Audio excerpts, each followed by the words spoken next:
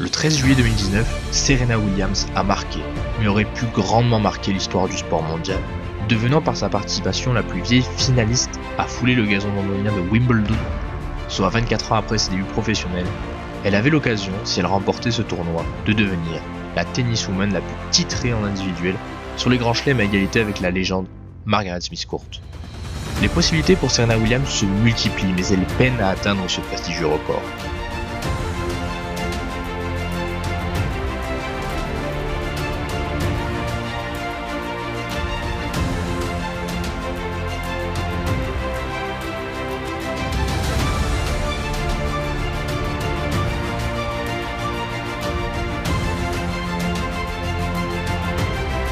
Mais après tout, Serena Williams est une sportive de 39 ans, détentrice de 39 tournois du Grand Chelem simple et double confondus, et qui a remporté, à minima, un tournoi au cours des 4 dernières décennies.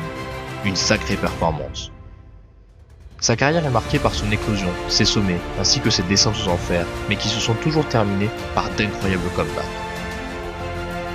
Sa carrière vaut le détour, et pour s'y intéresser pleinement, je te propose de diviser sa carrière en 2 opus. Et c'est parti, générique.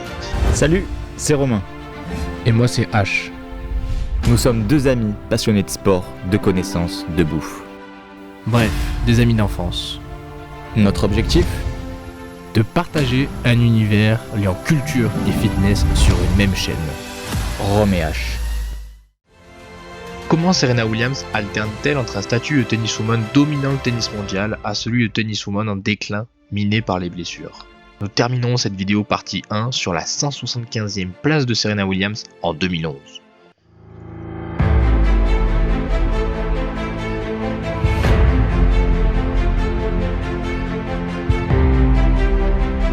Les sœurs Williams ont été entraînées depuis leur plus jeune enfance par leur père, voyant dans le tennis un moyen pour la famille de sortir de la pauvreté.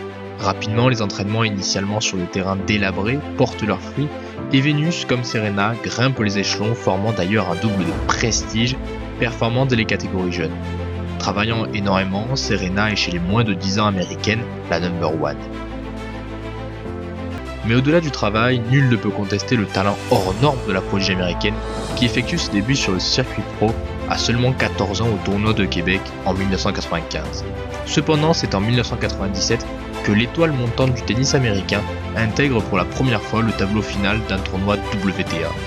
Si elle connaît sa première victoire au tournoi de Chicago face à Likhovtseva, 6-3, 7-5, il s'agit là d'une bien petite prouesse par rapport à la suite de son tournoi puisqu'elle bat par la suite Mary Pierce, 7ème mondiale, et Monica Seles, 4ème mondiale, respectivement au second tour et en quart de finale. Tout cela en étant à ce moment-là la 304ème joueuse mondiale.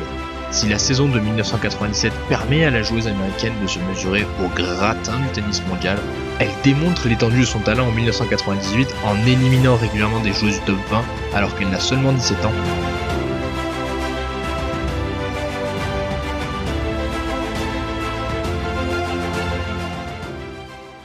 Et en excellant en grand chelem à l'occasion des doubles mixtes. Épreuves pour lesquelles elle remporte Wimbledon et l'US Open.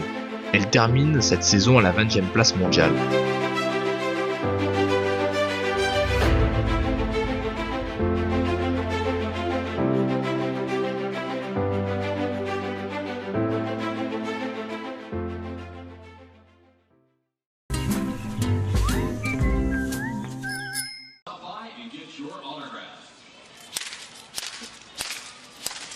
D'ailleurs, petit pub au passage, 1998 est une année symbolique pour la France en football. N'hésite pas à jeter un coup d'œil à notre vidéo sur Zidane.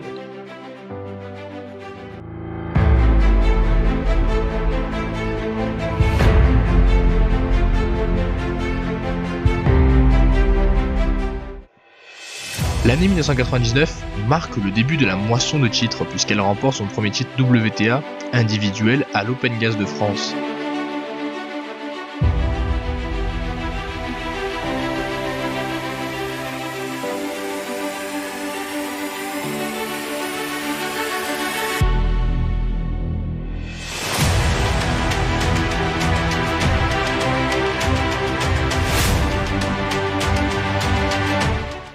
Elle enchaîne sur Indian Wells et atteint la finale à Miami qu'elle perd face à sa sœur Vénus 1-6, 6-4, 4-6.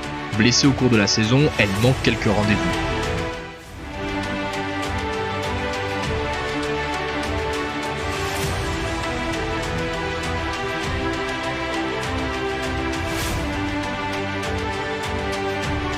Cependant, elle illumine l'US Open de son talent, puisqu'elle bat Clijsters, Conchita Martins, Céleste, Davenport, avant de conclure en beauté et de battre Hingis 6-3, 7-6 en finale.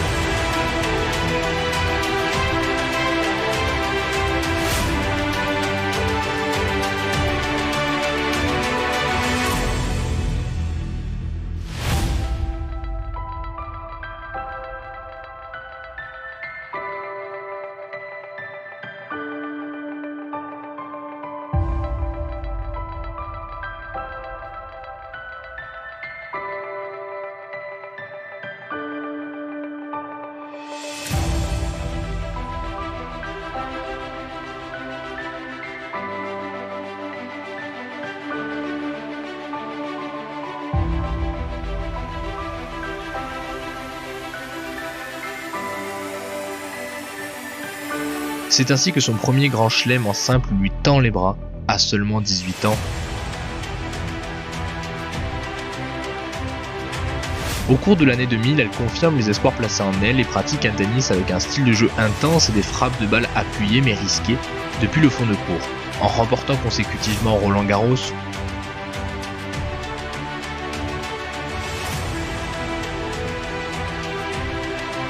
Wimbledon,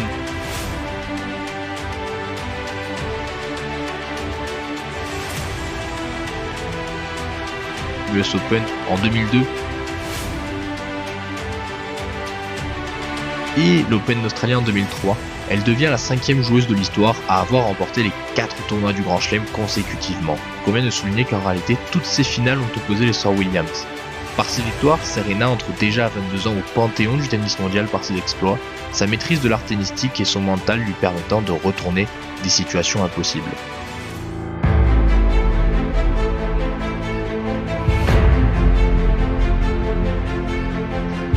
Le tennis est un sport exigeant, et Serena le sait. Son opération du genou en 2003 l'écarte des terrains longuement. Mais au-delà de cette blessure, la talentueuse tenniswoman, brillante par ses coups droits de génie, connaît quelques écarts de conduite.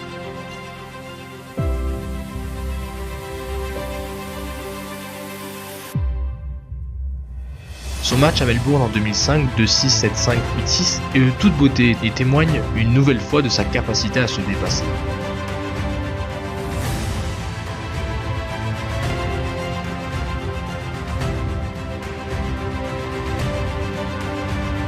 Mais d'un autre côté, elle accumule les forfaits, les amendes, et en 2006, elle chute au-delà de la 50e place mondiale et même au-delà du top 100. À 25 ans, Serena Williams effectue son retour à Cincinnati et chute en demi-finale. Elle démontre tout de même qu'elle est capable d'effectuer de belles performances et passe ainsi de la 139e à la 108e place mondiale. Mais suite à l'US Open, elle décide de ne pas terminer sa saison à cause de ses blessures.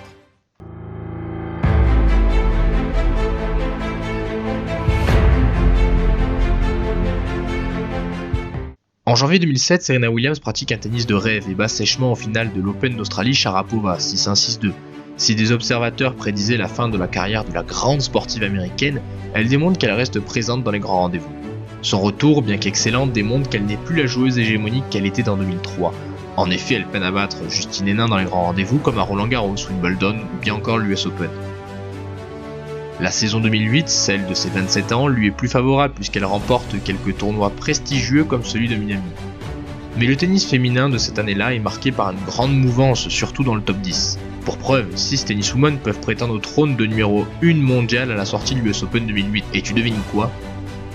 En remportant le tournoi face à Jankovic 6-4, 7-5, elle se saisit de la tête du classement mondial, un exploit alors qu'on la pensait à la dérive 2 ans plus tôt.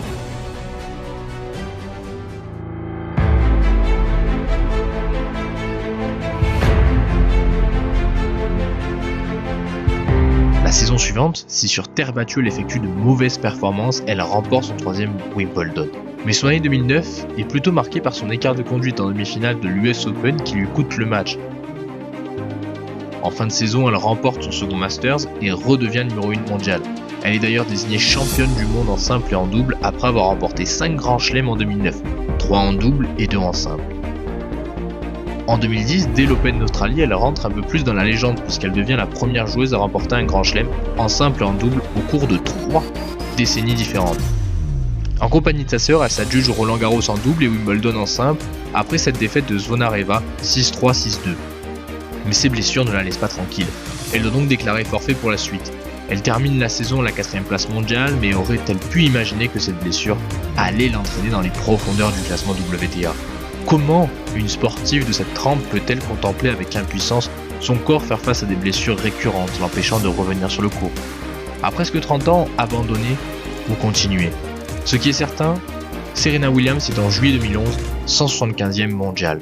Comme tu l'as admirablement compris, la prochaine vidéo reviendra sur son parcours depuis sa grande chute dans le classement et non pas son retour compliqué mais ses retours vers les sommets.